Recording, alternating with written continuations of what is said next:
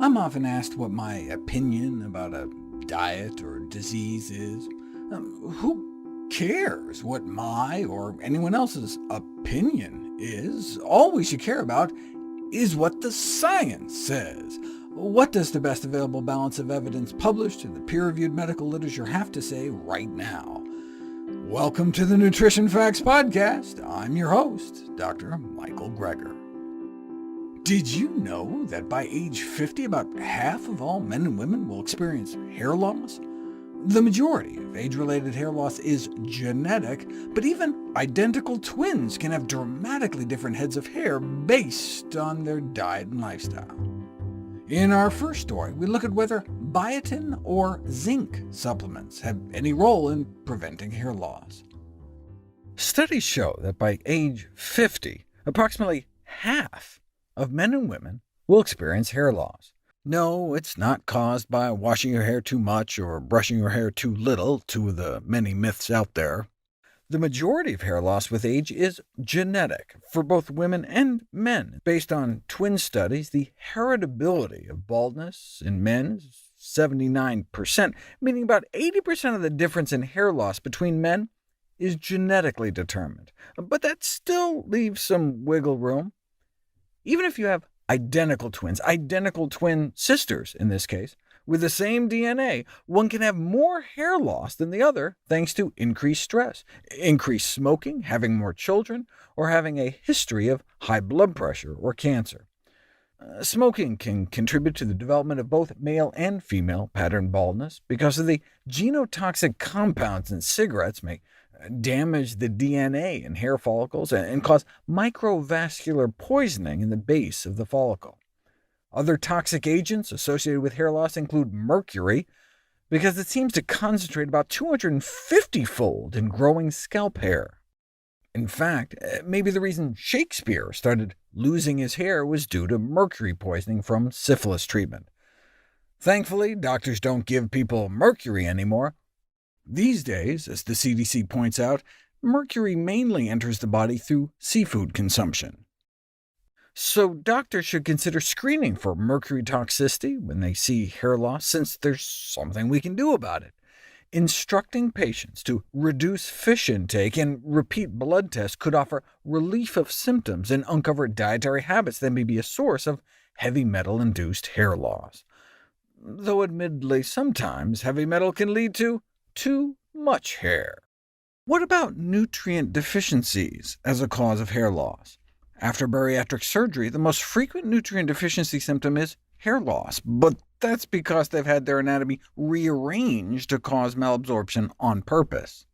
In general, there is little evidence to suggest that vitamin and mineral supplementation benefits people unless they're actually deficient. For example, we've known for centuries that scurvy, severe vitamin C deficiency, can cause hair loss. But once you have enough vitamin C such that your gums aren't bleeding, there's no data correlating vitamin C levels and hair loss once you have a certain baseline sufficiency of vitamin C. It's also a myth that supplements containing zinc will increase hair growth, unless you have zinc deficiency, like if you're an alcoholic or something. But if you have normal zinc levels in your blood, taking more zinc won't help, and in fact can have negative side effects. Same thing with taking iron supplements. The most common ingredient in top-selling hair loss products is vitamin B7, also known as biotin. Yes, biotin deficiency causes hair loss, but there are no evidence-based data that supplementing biotin promotes hair growth, and severe biotin deficiency in healthy individuals eating a normal diet has never been reported. But if you eat raw egg whites, you can acquire a biotin deficiency, since there are these compounds that attach to biotin and prevent it from being absorbed. But other than rare deficiency syndromes, it's a myth that biotin supplements increase hair growth. But hey, why not just have the attitude, can't hurt, might help? Because of the lack of regulatory oversight of the supplement industry, and, in the case of biotin, interference with lab tests. Many dietary supplements promoted for hair health contain biotin levels up to 650 times the recommended daily intake of biotin, and excess biotin in the blood can play haywire on a bunch of different blood tests, including thyroid function and other hormone tests, including pregnancy, also the tests they do to see if you've had a heart attack, so it could potentially even be life or death. And in terms of poor regulation, as I've done tons of videos about, there are all sorts of supplement manufacturer shenanigans. For example, this outbreak in which hundreds suffered selenium toxicity because they had an oopsie and put 200 times the dose, and so it ended up causing hair loss. And the same thing can happen with getting too much vitamin A. Next up, we look at the pros and cons of the drugs finasteride and minoxidil for hair loss. Any consumer looking on the internet for a treatment for hair loss is exposed to a multitude of remedies. However, we only have good evidence for efficacy for the FDA-approved drugs, finasteride, sold as Propecia, and minoxidil, sold as Rogaine. It's considered a myth that all the patented hair loss supplements on the market will increase hair growth, and they may actually be more expensive, with over-the-counter supplement regimens costing up to more than $1,000 a year, whereas the drugs may only be $100 to $300. The drugs can help, but can cause side effects. The Propecia can diminish libido and cause sexual dysfunction, while the topical minoxidil can cause itching.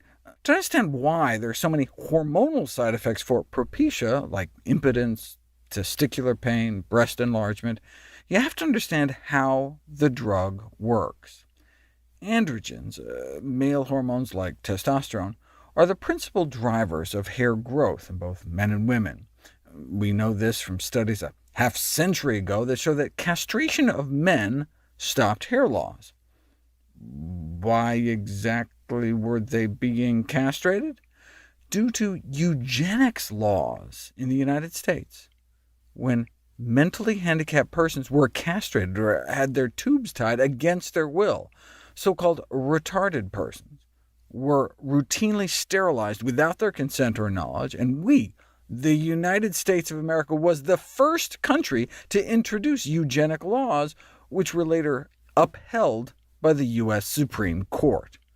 In the 1930s, a vocal proponent complained that the Germans are beating us at our own game. Anyways, testosterone is the primary androgen circulating in the blood, and can be converted to dihydrotestosterone, which is even more powerful, by an enzyme called 5-alpha reductase, and that's the enzyme that's blocked by Propecia, so it inhibits the souping up of testosterone. That's why women are not supposed to take it, since it could feminize male fetuses, whereas for men it has the sexual side effects like erectile dysfunction, which can affect men for years, something the drug companies had to disclose for the last decade. A difficulty in achieving an erection that continues after stopping the medication, side effects that may even be permanent. Up to 20% of subjects reporting persistent sexual dysfunction for 6 or more years after stopping the drug, suggesting the possibility that it may never go away. What we think might be happening is that the drug may actually structurally change the part of your brain responsible for sexual function. And indeed, though blood levels of hormones in users with persistent effects appear normal, if you do a spinal tap and look at the cerebrospinal fluid surrounding their brains, neurosteroid levels do appear to end up being altered. So it's recommended that prescribers of finasteride, as well as potential users, be aware of the potential serious long-term risks of a medication used for a cosmetic purpose. To date, no new interventions are used routinely in the treatment of male or female pattern baldness. Given the side effects of the current drug options, there's a need for alternative treatments. So what about foods? Things we could eat to combat hair loss? That's exactly what we're going to explore next. Androgenic or androgenetic alopecia, also known as male or female pattern hair loss, is one of the most common chronic problems seen by dermatologists. Wait, so it's called male pattern hair loss and female pattern hair loss? Yeah, in men they call it male pattern hair loss, and in women they call it female pattern hair loss. OK. Either way, it's characterized by progressive hair loss, predominantly of the central scalp. I've talked about hair loss supplements. I've talked about hair loss drugs. What about foods for hair loss? What role might diet play in the treatment of hair loss? Human experiments with fecal transplants offer a clue to how powerful our microbiome is, with reports of improvements in hair loss after a fecal slurry made from freshly passed stools from a donor was administered into another person's colon, and not just by a little. Totally bald guy starts growing back hair a few months after a fecal transplant, and a little over a year later, completely regrown. The moral of the story is not to drink brown smoothies, but to keep your good gut bugs happy.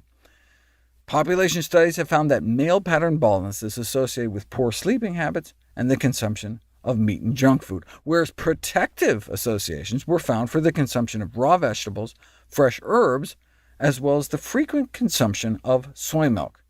Drinking soy beverages on a weekly basis was associated with 62% lower odds of moderate to severe hair loss, raising the possibility that there may be compounds in plants that may be protective. Complementary and alternative medicine treatments boast the ability to cure hair loss safely and with less side effects than conventional medicine. However, it's important to look beyond the overarching claims in marketing to critically review the literature. For example, many studies have little relevance because the evidence was obtained on shaved rodents. Like, hey, let's smear shaved mice with bee venom. And even when they do clinical studies on actual people, sometimes there's no placebo control, so you have no idea if the food had anything to do with it. But there has been a randomized, double-blind, placebo-controlled study of compounds in hot peppers and soy, showing significantly higher promotion of hair growth. OK, but what kind of doses were they using? 6 milligrams of capsaicin a day, and 75 milligrams of isoflavones. OK, what does that translate out to in real food? You can get 6 milligrams of capsaicin in just a quarter of a fresh jalapeno pepper a day. That sounds pretty doable. And you can get 75 milligrams of isoflavones eating 3/4 of a cup of tempeh, or just straight soybeans. Soy nuts are even more concentrated, dry roasted soybeans, but given the formation of advanced glycation end products in high-fat, high-protein foods at high temperatures, I'd suggest avoiding routinely eating roasted or toasted nuts, seeds, or soy. There's also been a randomized, double-blind, placebo-controlled trial of pumpkin seed oil. Where did they get that idea? In 2009, a study out of South Korea found that randomizing men with BPH, enlarged prostate glands, to just 320 milligrams of pumpkin seed oil a day, that's about 1/16 of a teaspoon, so just like a few drops a day, improved urinary flow rates. Urinary flow continued to kink off and decline in the control group, but those taking the equivalent of just like eating 2 single pumpkin seeds a day saw significant improvement. That would seem to be an anti-androgen effect, so maybe it would help with hair loss? Seems to work in mice when used topically, but what about in people just eating pumpkin seeds? Couldn't hurt. Sadly, we often throw away pumpkin seeds, squash seeds, watermelon seeds, and they actually have a rich repertoire of nutrition, but you don't know if they actually work for hair loss until you put it to the test. 76 men with male pattern baldness received 400 milligrams of pumpkin seed oil a day, hidden in capsules, or they took capsules filled instead with a placebo for a few months. Again, that's only like eating 2 pumpkin seeds a day, maybe 2.5 pumpkin seeds. And they measured scalp hair growth with all sorts of objective and subjective measures. And After 24 weeks of treatment, self-rated improvement in satisfaction scores in the actual pumpkin seed oil group was higher, and they objectively had more hair, a 40% increase in hair counts compared to only 10% in the placebo group. In the pumpkin group, 95% remained either unchanged or improved, whereas in the control group, more than 90% remained unchanged or worsened. Given such a pronounced effect, might we be worried about sexual side effects?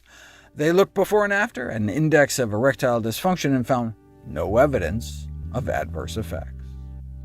We would love it if you could share with us your stories about reinventing your health through evidence-based nutrition. Go to nutritionfacts.org/testimonials. We may share it on our social media to help inspire others. To see any graphs, charts, graphics, images, or studies mentioned here, please go to the Nutrition Facts Podcast landing page. There you'll find all the detailed information you need, plus links to all the sources we cite for each of these topics. For a timely text on the pathogens that cause pandemics, you can order the ebook, audiobook, or hard copy of my last book, How to Survive a Pandemic. For recipes, check out my second-to-last book, my How Not to Diet cookbook. It's beautifully designed with more than 100 recipes for delicious and nutritious meals. And all the proceeds I receive from the sales of all my books goes to charity. NutritionFacts.org is a nonprofit, science-based public service where you can sign up for free daily updates on the latest in nutrition research via bite-sized videos and articles. Everything on the website is free. There's no ads, no corporate sponsorship. It's strictly non-commercial. I'm not selling anything. I just put it up as a public service, as a labor of love, as a tribute to my grandmother, whose own life was saved with evidence-based nutrition.